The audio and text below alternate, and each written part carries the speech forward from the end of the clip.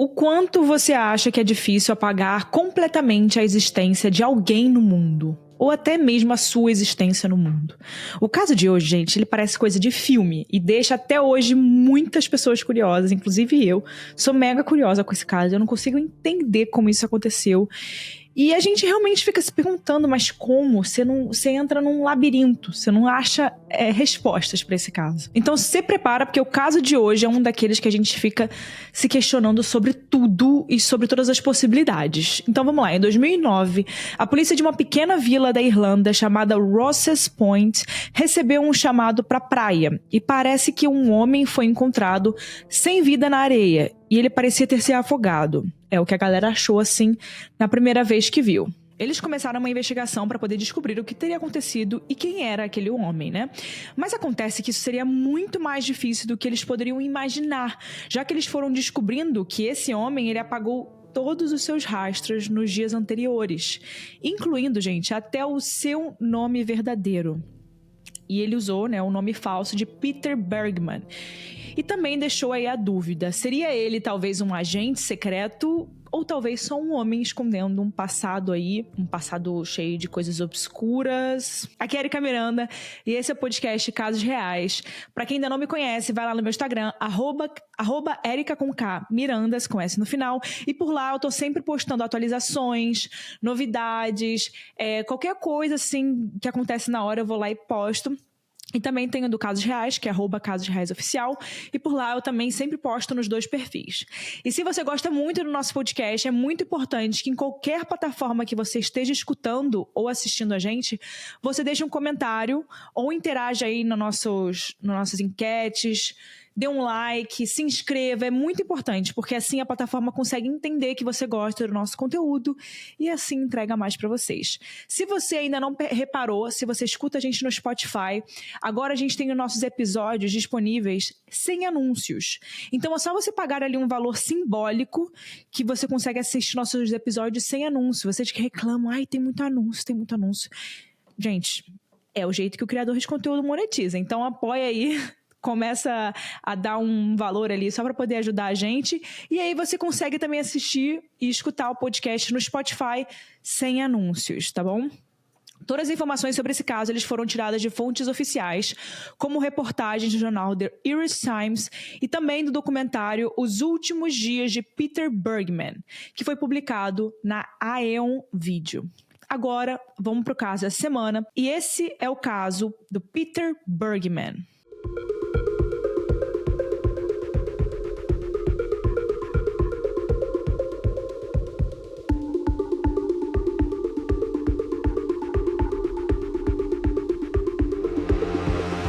Era 16 de junho de 2009, perto das 6h45 da manhã. Um homem chamado Arthur Kinsella e o seu filho adolescente Brian, eles corriam pela praia da vila de Rosses Point, na Irlanda. Essa região, Rosses Point, tem só 880 habitantes e é bem o que a gente pode imaginar de uma vila irlandesa. São vários campos verdes e casinhas coloridas bem de frente para o mar. Eu tô aqui botando foto para vocês verem. O Arthur e o Brian, eles estavam correndo pela praia, treinando para um triatlon, quando algo estranho ali chamou a atenção dos dois. Essa coisa estranha era um homem caído entre a areia e ali numa das pedras, na beira do mar. Primeiro, assim, a primeira reação deles, você não imagina que é um homem, né? Eles pensaram que poderia ser um manequim. Mas conforme eles ali chegaram perto, eles perceberam que era uma pessoa e uma pessoa já sem vida. O homem, ele era branco, magro, e ele aparentava ter uns 60 anos. Ele tinha cabelo branco, bem curto, e também usava um calção de praia roxo e uma camiseta azul.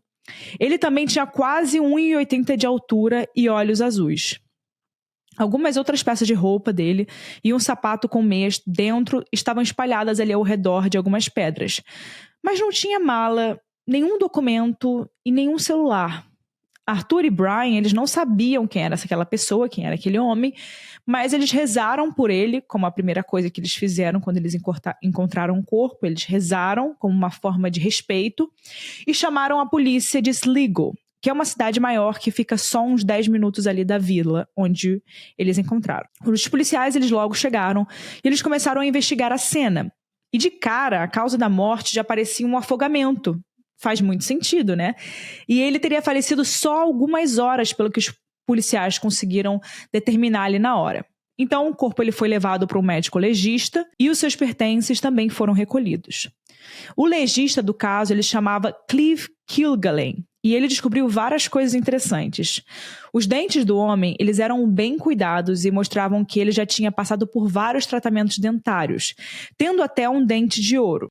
O legista ainda tentou descobrir a identidade desse homem pela arcada dentária, mas nada foi encontrado.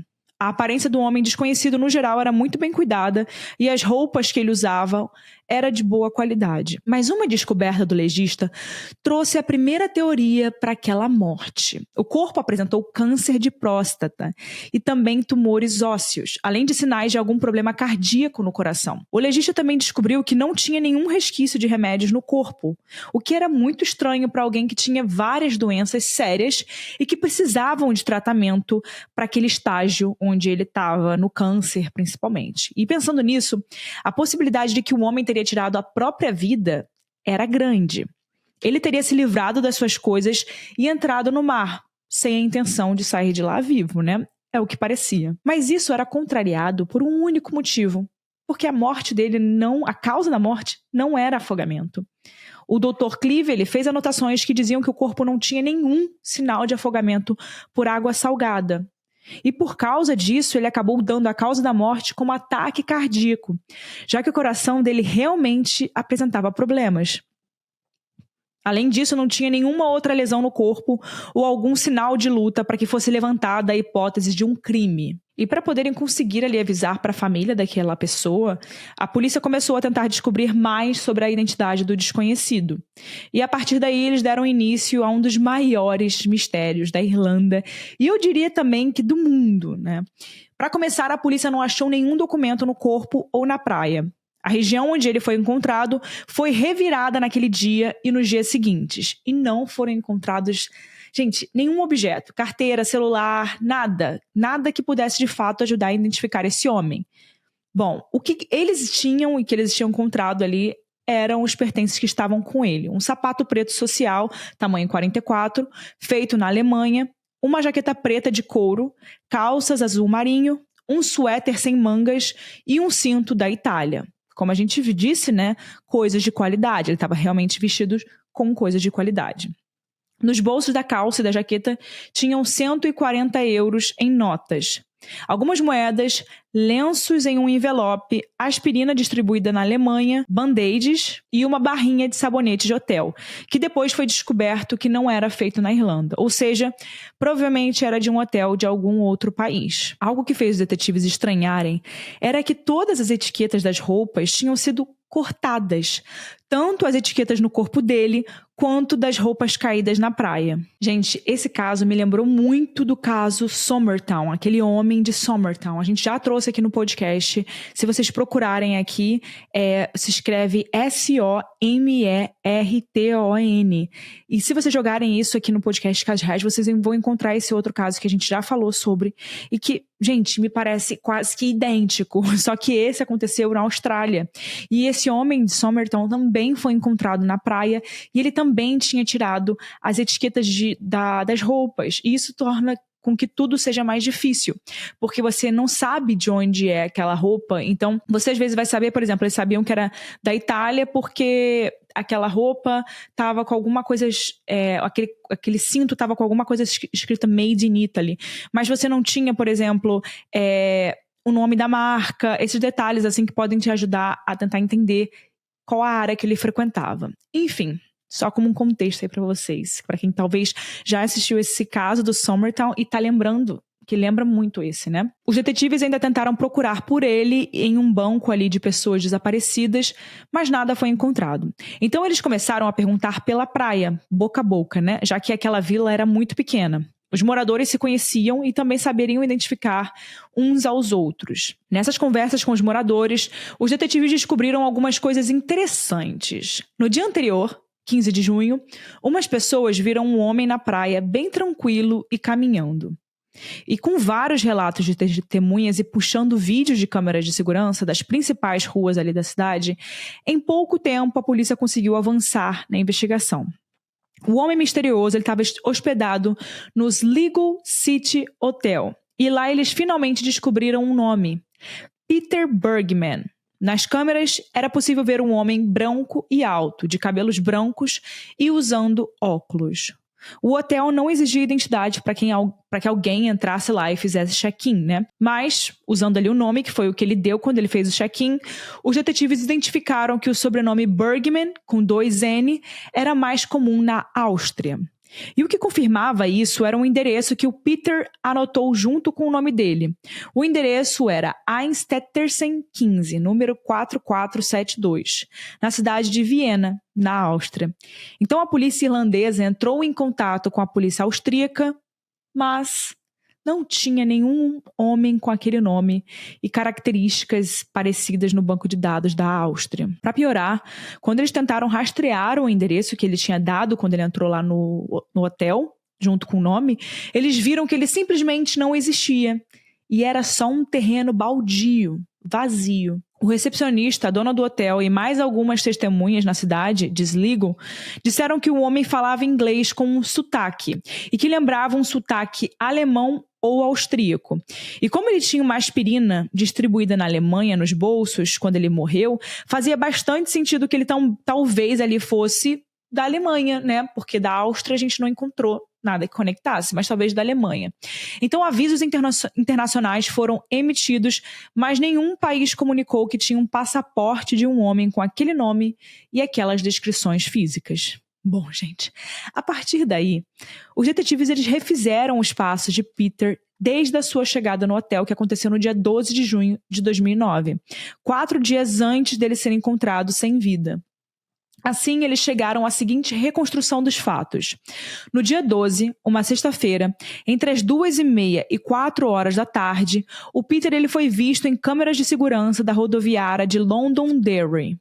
Ele carregava uma mala de mão preta e uma bolsa grande em um dos ombros. Ele também estava vestido de camisa social, uma calça azul, jaqueta de couro preto e sapatos pretos. Mais tarde, essas roupas foram até identificadas como da CIA. As roupas que ele usava não condiziam muito com a época do ano, já que era verão na Irlanda e ele estava de jaqueta de couro. Mas pelo que as testemunhas disseram, ele parecia ser bem formal. Então talvez ele pudesse estar ali a trabalho, ou às vezes é o jeito que ele gostava de se vestir. O Peter, ele embarcou em um ônibus para o destino da cidade de Sligo e chegou às 6h30 da noite. Ao chegar, ele pegou um táxi, mas ele não passou nem 5 minutos no carro e já desceu. Ele tentou reservar um quarto num hotel que já estava cheio, já que era verão. Então ele foi até o Sligo City Hotel e reservou o quarto 705. E ele pagou adiantado em dinheiro por 3 noites. Ele dormiu no hotel e no dia seguinte, 13 de junho, desceu do seu quarto, tomou café e saiu do hotel, sendo visto por várias câmeras da cidade. Esse dia mostra algumas ações do Peter que deixariam ali uma dúvida enorme de quais eram as suas intenções. Às 11 da manhã, ele foi visto por câmeras de segurança no correio, onde ele comprou selos e adesivos para cartas. Mas algo muito estranho é que a polícia irlandesa nunca encontrou para quem e para onde essas cartas foram enviadas. E se é mesmo que elas foram enviadas, né? Os correios de Sligo têm caixas de correio do lado de dentro e do lado de fora do prédio. E também vale dizer que tem câmeras em um só desses lados da entrada do prédio. Então o Peter ele podia facilmente ter entrado pela outra porta. Só que uma coisa muito estranha aconteceu quando a polícia pediu para os correios as gravações dessas câmeras. Um dos funcionários fez um download ali, né, baixou as gravações para mandar para a polícia. E quando os policiais eles foram apertar o play, eles descobriram que o vídeo sofreu um erro quando ele foi baixado ali do sistema dos correios para o HD. Mas quando a polícia voltou até os correios e pediu para que eles, né, passassem essas gravações para o HD mais uma vez, porque a última tinha sido interrompida, adivinha, gente? As gravações elas não existiam mais no sistema dos correios. É claro que isso é possível acontecer, né? Pode acontecer erros, problemas, enfim. Mas vamos combinar que é um pouquinho estranho, né? Uma coincidência bem grande de acordo com tudo que estava acontecendo nesse caso. Depois da sua visita ao correio, as câmeras da rua mostraram que o Peter voltou ao hotel e alguns minutos depois ele foi visto saindo novamente, caminhando pela cidade, carregando sacolas roxas de plástico, cheias. Mais tarde, quando ele voltou para o hotel, já não tinha mais as sacolas, ou seja, ele tinha se livrado delas pelo caminho. Essas sacolas também nunca foram encontradas, até mesmo nas latas de lixo pela região. E coincidência ou não, ele se desfez delas em um lugar que não tinha câmeras, porque nenhuma câmera nas principais ruas mostrava esse momento dele jogando fora a sacola, a bendita sacola. Já no hotel, ele sempre era pego nas câmeras do hall, do restaurante ou fumando do lado externo. Vários funcionários se lembravam dele e disseram que o Peter era sempre simpático, mas muito reservado. A gerente do hotel ainda contou em um documentário sobre o caso que, nesse dia, uma das camareiras não conseguiu entrar no quarto do Peter para poder arrumar e ele também não respondia para abrir a porta. Então, ela estava ali batendo e ninguém respondia. Então, a gerente foi até o quarto, bateu na porta, né? Não teve resposta também e ela usou a sua chave para destrancar. E quando ela abriu o quarto, ela viu o Peter parado, assim, com uma expressão de surpresa. E parecia que ela tinha dado um susto nele. Ela disse que na hora que ele percebeu que era a gerente do hotel, ele parecia um pouco aliviado, talvez por ser ela e não alguma outra pessoa. Será que ele estava ali se escondendo de alguém? Será que ele estava com medo de que alguém teria o encontrado? Algo do tipo? Não sabemos. Ela também disse que a expressão de surpresa dele foi tipo quando você pega alguém fazendo algo de errado. Nos próximos dias, ele se tornou um rosto conhecido no hotel, sempre descendo para tomar café da manhã e voltando para o quarto umas 8h30. E por mais estranho que fosse, sempre com roupas sociais. No dia seguinte, 14 de junho, era um domingo, e o Peter aparece na câmera de segurança da entrada do hotel. A gravação mostra que o Peter foi entregar as chaves para dar uma volta. Ele está mais uma vez segurando outra sacola roxa de plástico e muito quieto, andando de um lado para o outro e olhando no relógio do pulso, como se ele tivesse um compromisso. E naquela época, gente, a gente não olhava para o relógio do pulso porque era um smartwatch que tem notificação do iPhone, não. Em 2009 era realmente relógio, né? Não tinha o Apple Watch. Enfim, depois disso, ele deixa as chaves no balcão e sai mais uma vez, de novo, com a sacola roxa. E quando o Peter ele aparece de novo em alguma câmera da cidade, ele já não está mais com essa sacola e aparece no único ponto de táxi de Sligo. Lá, nesse ponto de táxi, ele chama um carro e o taxista chamado Gerard Higgins, ele conversa um pouco com o Peter. Nisso, o Peter fala que ele é da Áustria e ele pede para o Gerard levar ele para uma praia tranquila que ele queria nadar. O taxista, então, levou ele até a vila de Rosses Point, onde mais tarde o corpo foi encontrado. E chegando na praia, o Peter nem desceu do carro, ele só olhou a praia e, parecendo ali satisfeito, ele pediu para o Gerard deixar ele num ponto de ônibus. O taxista diz que ainda deixou um cartão com ele, caso ele precisasse de um táxi para voltar. Algo importante de falar aqui, de mencionar, é que o Peter nunca teve nenhuma conversa significativa com alguém, né? Aquela conversa que você fala sobre coisas da sua vida, que você conta histórias, que você fala alguma coisa que tem alguma informação com alguém, né? E a maior conversa que ele teve, de fato, foi essa do taxista. O máximo que ele teve. Ele sempre falava o básico com os funcionários do hotel e não interagia com hóspedes ou pessoas na rua. Na segunda-feira, dia 15, ele foi até a recepção e pediu por 1 hora extra de check-out, porque ele precisava resolver algumas coisas. E mais uma vez, ele saiu do quarto carregando uma sacola roxa e voltou para o hotel sem essa sacola. Ele desceu de novo para a recepção um pouco depois de 1 hora da tarde. E ele carregava 3 coisas com ele: a mala de mão, a bolsa de ombro e mais uma sacola roxa de plástico. Depois de sair do hotel, ele foi até a rodoviária de Sligo. E uma coisa curiosa é que, chegando nessa rodoviária, ele foi pego numa câmera só com 2 bolsas: a de ombro e a sacola roxa. Ou seja, no meio do caminho, ele ainda se livrou da mala preta de mão, sem que nenhuma câmera conseguisse gravar, né, registrar. É claro que essa mala também foi muito procurada pela polícia irlandesa, mas nunca foi achada. Na rodoviária de Sligo, ele foi até uma cafeteria onde ele pediu um cappuccino e um sanduíche, e ele sentou numa mesa. Na câmera dá para ver que tinha um outro homem sentado perto dele, mas eles não interagiram em nenhum momento. O Peter ele ainda tirou um papel do seu bolso, uma caneta, e ele escreveu ali um bilhete. Depois disso, ele rasgou esse papel, de acordo com testemunhas ali daquele momento, e ele teria jogado esses pedaços de papel numa lata de lixo. E como as gravações da câmera elas só foram vistas pela polícia 3 dias depois da morte do Peter, eles já não conseguiram mais recuperar o bilhete rasgado, né? Porque essa lata de lixo da rodoviária, claro que já tinha sido esvaziada, né, gente? Era como se até isso o Peter tivesse previsto ou organizado, né? Não deixem de beber água, gente. Vou aqui abrir minha aguinha com gás. Para aí, se você estiver escutando, bebe uma aguinha também. É sempre bom lembrar que já estou ficando com a garganta seca e não é bom.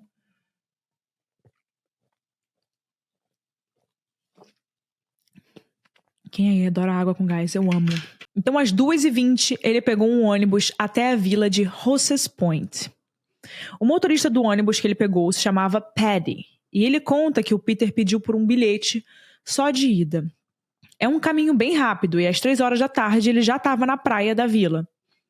Várias pessoas da cidade viram ele caminhando pela areia. O Peter, inclusive, cumprimentou pelo menos 16 pessoas que deram um depoimento ali dizendo se lembrar dele. 2 mulheres chamadas Fiona e Eileen dizem-se que se lembram muito bem do Peter porque ele era o único de roupa social na praia, né? Como não lembrar? Eileen, ela ainda contou que ele carregava um jornal debaixo do braço e ficou bastante tempo andando pela praia, já que elas andaram também por um bom tempo.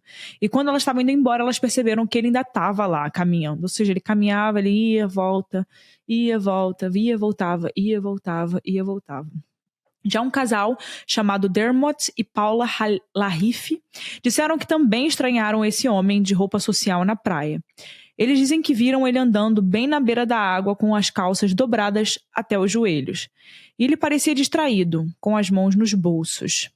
Um homem chamado Kevin disse que à noite ele estava caminhando com uma namorada na praia às 10h30, quando eles decidiram ir embora, porque já estava bem tarde. E para irem embora, tinha uma escadinha de madeira que levava da areia até a rua. Ao mesmo tempo que Kevin e a namorada subiam essa escada, indo embora da praia, o Peter estava descendo, chegando de novo na praia. Ele diz que ele e a namorada cumprimentaram Peter, mas ele não respondeu e só balançou a cabeça. O Kevin ainda disse lembrar muito bem porque o Peter estava de roupa social e jaqueta preta.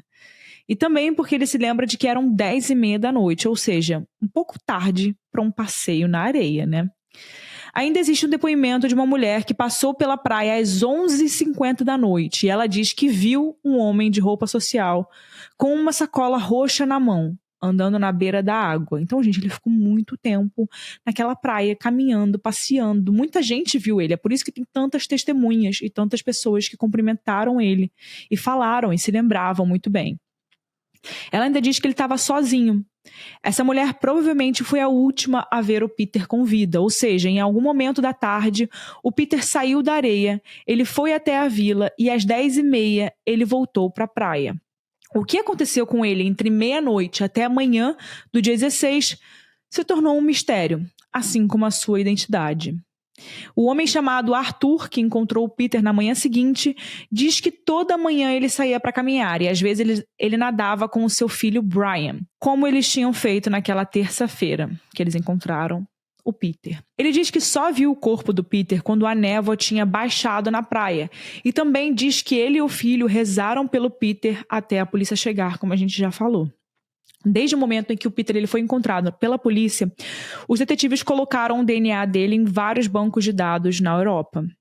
Eles também tiveram a ajuda de detetives de outros países e divulgaram uma reconstrução digital do Peter Bergman. Em todo esse tempo, ninguém nunca procurou as autoridades para identificar o Peter ou dizer, talvez, se conhecia ele de alguma forma. O Peter ele não deixou nada para trás no quarto de hotel, que foi bastante investigado. Entre algumas coisas que a polícia nunca encontrou estavam os óculos do Peter, os selos do correio, a camisa social que ele usava no dia que ele foi visto pela última vez, a mala preta de ombro e as sacolas roxas de plástico. A polícia também fez buscas no mar para procurar essas coisas, mas nenhum mergulhador encontrou nada. Os detetives irlandeses acreditam que o Peter planejou cada passo seu em Sligo para poder se livrar de itens pessoais e depois tirar a própria vida. Eles acreditam também que o Peter ficava levando itens pessoais nas sacolas roxas para fora da cidade de Sligo. Eu já falei que elas foram procuradas em latas de lixo, mas as buscas foram muito além. O detetive John O'Reilly, um dos responsáveis por essa investigação, disse que eles procuraram as sacolas roxas não só nas lixeiras, como nas casas, jardins, terrenos baldios, estacionamentos e até no lixão da cidade, mas eles não encontraram nem uma sacola. O John também diz que eles acreditam que o Peter tinha estudado mapas da cidade ou que ele talvez já conhecia a cidade, porque ele sempre parecia saber onde estava indo, sem parecer perdido ou sem pedir instruções para outras pessoas ou na internet ou nada do tipo. E como eu já falei, ele também sabia exatamente onde as câmeras da cidade não pegavam, já que ele descartava as sacolas roxas em lugares estratégicos e muito bem escondidos. Pelas gravações das câmeras, dá para ver que ele também andava determinado, sem olhar muito para trás. Ou seja, ele não ficava conferindo se ele estava sendo seguido, nem nada do tipo. E caso você já tenha se perguntado, ele nunca foi de fato seguido nas câmeras, nunca parecia ter alguém indo atrás dele. E também nunca apareceu acompanhado e nem falando no telefone. 3 meses depois da sua morte, no dia 18 de setembro de 2009, a investigação ainda não tinha revelado nada da sua identidade. E o Peter foi enterrado no cemitério Sligo em uma lápide anônima. No funeral tinham 6 pessoas, alguns funcionários do cemitério e da polícia. 6 anos depois, em 2015, o jornal francês Le Monde fez uma reportagem sobre o caso. Nessa reportagem, eles dizem que chegaram a falar com autoridades austríacas, já que tinha ali uma grande suspeita de que o Peter realmente fosse da Áustria. Mas nessa reportagem, os jornalistas franceses receberam uma revelação. As autoridades da Áustria disseram que a polícia irlandesa nunca fez um pedido oficial para pedir informações para o caso. O Le Monde também disse que a Polícia Internacional, a Interpol, nunca agiu diretamente no caso, porque ele não se encaixava em um caso de pessoa desaparecida ou procurada, né? Porque um país precisaria emitir um alerta de desaparecimento para a Interpol agir. Nesse caso, nenhum país sabia a nacionalidade ou o nome verdadeiro do homem para poder emitir esse alerta. Até a data desse episódio aqui, gente, quem está gravando, fevereiro de 2024, o homem anônimo que usou o nome falso de Peter Bergman não foi identificado e ninguém sabe de fato o que aconteceu com ele. O DNA está guardado até hoje, mas até hoje não conseguiu revelar nenhuma informação concreta sobre a sua identidade. Qualquer informação sobre o caso do Peter pode ser dada para a jornalista Rosita, do jornal The Irish Times, no e-mail que eu estou deixando na descrição. Bom, agora vamos para as teorias. Vocês gostam das teorias? Esse caso é um daqueles que tem milhões de teorias, né? Por mais que exista ali uma enorme discussão sobre esse caso na internet, eu vou falar das 3 principais teorias, né? As mais importantes e mais faladas. A primeira é a teoria que a polícia irlandesa mais acredita, que o homem anônimo seria um homem comum e muito inteligente que estava doente e resolveu limpar os seus rastros antes de tirar a sua vida. Nessa teoria, o Peter era um homem que queria escolher como iria partir do mundo, e por isso ele escolheu uma data e um lugar. Ele também teria planejado de forma detalhada cada passo seu antes de partir, intencionalmente montando ali um grande mistério.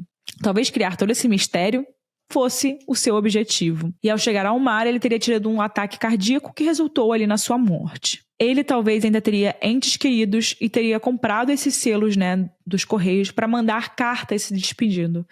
Mas se ele chegou a mandar ou não, a gente já sabe, é uma grande dúvida.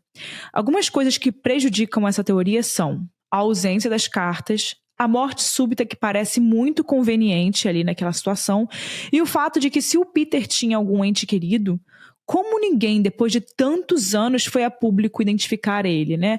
Essa questão da morte é muito importante a gente falar, porque se ele estava planejando a morte dele, como é que ele teve um ataque cardíaco, sabe? Ataque cardíaco você meio que não planeja ter, né? Não que eu saiba, se tiver algum médico aí que possa me dizer o contrário, você me fala. A segunda teoria diz que sim, tudo foi planejado, mas que o Peter teria feito tudo aquilo para se esconder. A sua identidade não podia ser descoberta por algum motivo que não sabemos. Talvez ele fosse um fugitivo, talvez um agente secreto ou até um criminoso. De qualquer forma, ele calculou todos os seus passos para que ninguém descobrisse que era ele. E, por fim, ele tirou a própria vida no mar. Comprar selos para as cartas, nesse caso, podia ser só uma forma de confundir a polícia ali na investigação, assim como outras ações que ele teve. Isso também explicaria o porquê ele não fazia tratamentos para as doenças sérias que ele tinha, né? Talvez ele não pudesse se registrar em algum hospital para não ser pego ali por alguma autoridade. Nessa teoria, a polícia poderia de alguma forma ter encoberto alguma pista de propósito, ou deixado de revelar alguma coisa na mídia, caso ele fosse um agente especial ou um criminoso. Eu acho que se ele fosse um criminoso não seria o problema, não. Eu acho que se ele fosse um agente especial, sim.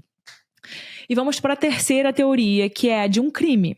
Nessa teoria, o Peter realmente precisaria ser um fugitivo ou agente secreto, fugindo de alguém ou se livrando de alguma coisa importante, no caso, das sacolas roxas com um conteúdo ali misterioso. Essa pessoa ou grupo teria tirado a sua vida e feito ao máximo para parecer que se tratava de um suicídio. São muitas possibilidades e parece aquele tipo de mistério que vai ficar para sempre sem respostas. O que vocês acham, gente? Deixa aqui embaixo nos comentários, por favor. Vocês acham que o Peter tirou a própria vida? Ou talvez ele foi vítima aí de um crime ultra secreto, né? Um crime mega sigiloso. Então agora chegou a hora da minha opinião e chegou a hora da opinião da Mari. Então vamos ver a minha opinião agora. Esse é o momento que a gente fala o que a gente acha, não o que é baseado em fatos. Então aqui é o achismo, tá? Aqui é o lugar, é a parte que eu abro pro achismo. Então bora lá que eu vou dar minha opinião. Bom, gente, vocês estão aí agora querendo saber minha opinião, que eu sei, né? Então, quando chega ali na hora do ataque cardíaco, eu até fiz pesquisa na internet, não consegui encontrar nada sobre se é possível a gente conseguir gerar um ataque cardíaco proposital. Eu tava pesquisando isso na internet. Se eu tiver algum médico aqui que consiga me responder essa informação, eu adoraria. Mas eu pesquisei, e claro que ataque cardíaco tá muito ligado ao estresse. Então, quando a pessoa tem ali algum estresse, alguma coisa muito forte, emocional, você pode ter um ataque cardíaco. Porém, eu não sei se dá pra gente provocar isso. Eu não consegui encontrar nada que falasse que dá pra provocar. Então, essa história dele ter programado tirar a sua vida, eu acho um pouco estranha. Eu acredito muito na segunda teoria, que é a segunda teoria que ele estaria envolvido com alguma coisa. Eu acho que ele era envolvido com algum crime obscuro, ou que ele era algum agente secreto, que ele trabalhava com alguma coisa, que ele sabia de algo, e ele estava ali trabalhando, fazendo as coisas dele, e a vida dele foi tirada por alguém. Talvez esse ataque cardíaco pode ter sido causado por alguma outra coisa, não sei. Ai, gente, eu não sei. Eu não sei. Eu acho que ele era envolvido com alguma coisa. Tem alguma coisa maior aí por trás. Porque... E é muito doido, porque isso só mostra pra gente que o mundo ele é cheio de mistérios. Muitas coisas loucas acontecem todos os dias. E pessoas podem estar envolvidas em muitas coisas que a gente nunca vai saber. Porque como o homem de Summertown, gente, são muitos e muitos anos sem resposta. E eu acho que esse caso também a gente não vai ter resposta, mas eu acho que ele era envolvido sim com alguma coisa ali, que ele estava passando algum tipo de informação para alguém nessas cartas. Porque não deixa nenhum rastro, como se a pessoa nunca tivesse existido mesmo, é muito estranho. Enfim, qual é a sua opinião? Quero saber a sua opinião. Essa foi a minha opinião e agora vamos também escutar a opinião da Mari, a nossa roteirista. Mari, diz aí pra mim o que você acha sobre esse caso e qual a sua teoria aí favorita. Oi, gente, eu sou a Mari e eu vim trazer a minha opinião e algumas curiosidades sobre esse caso super misterioso. Se o Peter tirou a própria vida ou se foi um crime, o fato é que tudo nesse caso foi muito calculado. Para mim, o que mais dificulta a ideia de um suicídio é o sumiço das sacolas e dos selos que ele comprou no correio. E a causa da morte também, porque eu fiquei simplesmente chocada quando eu descobri que não era afogamento. Porque, gente, como raios ele ia causar uma parada cardíaca nele mesmo, né? Essa morte súbita, depois de tudo que ele fez de suspeito nos dias anteriores, podia até gerar ali uma teoria meio sobrenatural, né? Porque parece muito uma coisa de filme. Esse caso me deixou muito curiosa e tentando pensar no que eu acreditava, porque eu fico muito em dúvida com todas as teorias. Mas eu acho que ele não teria feito tudo o que ele fez se ele não tivesse algum segredo, alguma coisa muito séria pra esconder do seu passado que ninguém pudesse saber. E aí, se tem mais alguém envolvido nessa história ou não, eu acho que a gente realmente vai ficar nesse mistério. Uma coisa que eu concordo bastante é uma fala de um sargento de Sligo. Ele se chama Terry McMahon e ele participou bastante do caso e depois deu uma entrevista para o jornal The Irish Times falando sobre isso. Ele diz que o Peter teria algum tipo de treinamento. E aí ele fala, abre aspas, ele podia ser ex-militar ou ex-policial. Acho que isso se deve ao fato de, em relação às câmeras, como ele conseguiu cuidar dos seus negócios sem que as pessoas soubessem mais nada dele, fecha aspas. Uma curiosidade é que esse caso é muito comparado a um caso chamado A Mulher de Sladen, que é uma mulher que foi encontrada nas montanhas da Noruega, carbonizada em metade do corpo, e os pertences dela foram achados num hotel. As roupas dela também tiveram as etiquetas cortadas para dificultar a identificação dela, e ela tinha um histórico imenso de usar nomes falsos em hotéis. Depois a polícia conseguiu achar várias identidades falsas que ela tinha criado. Ela nunca foi identificada, assim como o Peter, e o caso dela nunca foi resolvido, e todo mundo também acredita que ela era uma espiã. Depois contem pra gente lá nas redes sociais do Casos Reais o que vocês acham que teria acontecido com o Peter. Então é isso, pessoal. Muito obrigada por mais um episódio aqui do Casos Reais. Vejo vocês semana que vem em mais um episódio do Casos Reais. Tchau, pessoal.